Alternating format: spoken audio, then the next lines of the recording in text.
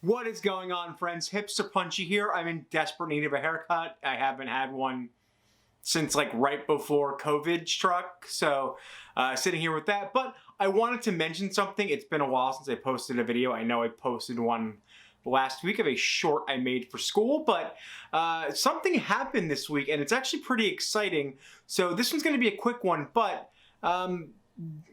Xbox finally has a Criterion channel app, and that's something as an Xbox owner that I've been clamoring for years now, because I like to watch my streaming services on TV, and without a proper way to do that, because I would rather not spend the $160 for an Apple TV, even though I know I'm slowly starting to assimilate into the Apple board. I've got an iPhone.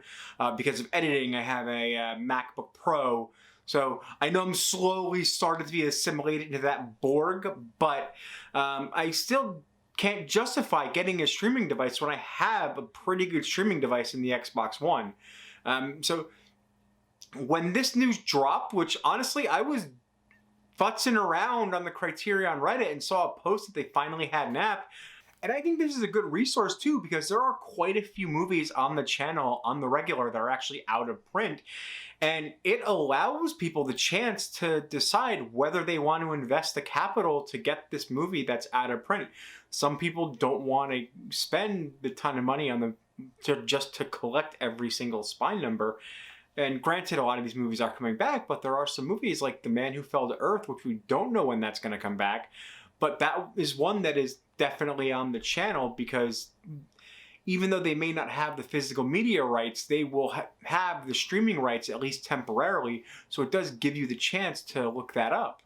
So I think that's a good resource. For example, I actually got to see the movie Z by Costa-Gavras with the channel being on the Xbox app and being able to watch it on TV.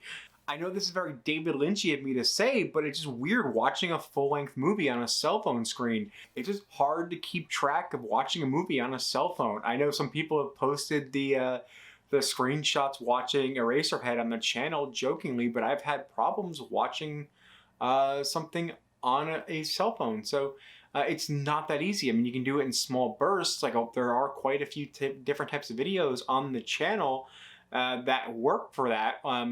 For example, there are features on the independent theaters. Those usually run up to 15 minutes.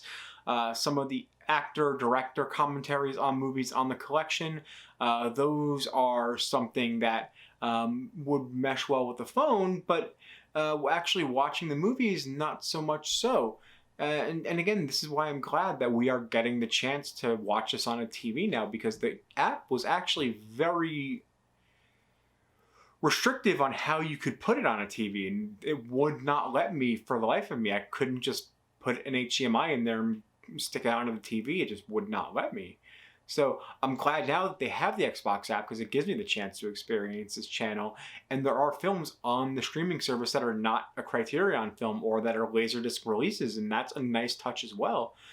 Something that you get to experience having had missed the Laserdisc trend. So I'm happy that this is open. I'm probably going to, at some point in the next week, do a video on the top 10 movies to watch on the channel during this quarantine. And before I go, I do actually have a bit of a viewer poll. Again, I'm trying to get some interaction with you guys just to get this going, but I am planning on doing a long-term project for the channel.